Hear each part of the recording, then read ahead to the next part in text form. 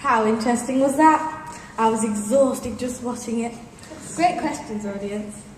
Yeah, I wish I could do that. As if. I think I could.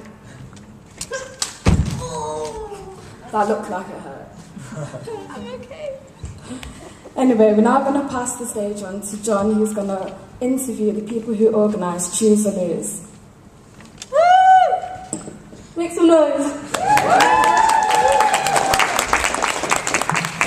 Right, this is my turn to turn the tables on.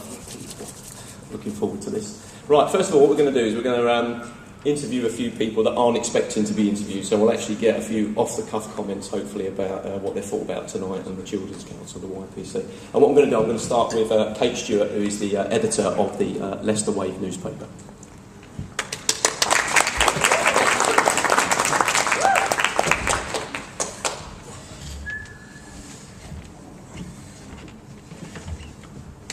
How are you? I'm fine. You weren't expecting this, were you? No, I okay, right, again. Best way to get the answer from people is to catch them on the hoof. I thought that was fantastic. Yeah. I've been down and interviewed those guys actually and put them on YouTube. It was great. I turned up in my Dunlop green flash and I thought they were going to turn me away. Well, there we go.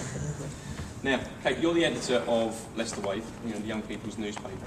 I mean, from what you've seen in the 3 editions that you've done, what's the thing that's impressed you the most about the young reporters that you've got? How passionate they are about the subjects they write about. It's been absolutely amazing. I mean, the stereotype is to think that young people don't really pay attention to kind of what's going on around them.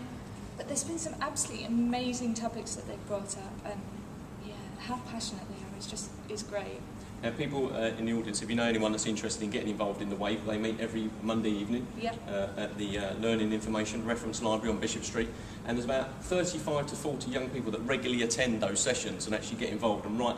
Actually, some people write content on the night, don't they? Yeah, they do. They'll come along, and within half an hour they've written an article, and sometimes they'll interview somebody, or they'll take pictures, or go around and get comments. It's great. They're really dedicated. Now, one of the things that surprised me is a lot of young people, and again, a lot of the young people here will agree that things like social media and Facebook and YouTube are something that's really interesting to them, and a lot of them get their news now off the internet. How surprised have you been that there's been such a great take-up for printed media, if you like, a newspaper? Well, I think the thing is that the internet is accessible to everybody nowadays, but you can put something on the internet and it can be lost in seconds, whereas actually having something in your hands that people can read, that comes out once a month is great. So many more people, maybe people who don't access the internet, a lot of the older generation might not have access to the internet, so they can pick up a paper and then see what the young people's ideas and thoughts are on things. Okay, last question before I move on to the next person. What's the best story you've seen so far in being the editor of Wave? Oh, that's really difficult. I don't know. I think that Belinda's campaign at the moment is a really, really important article, simply because we're hoping to do so much with it and raise some money for her.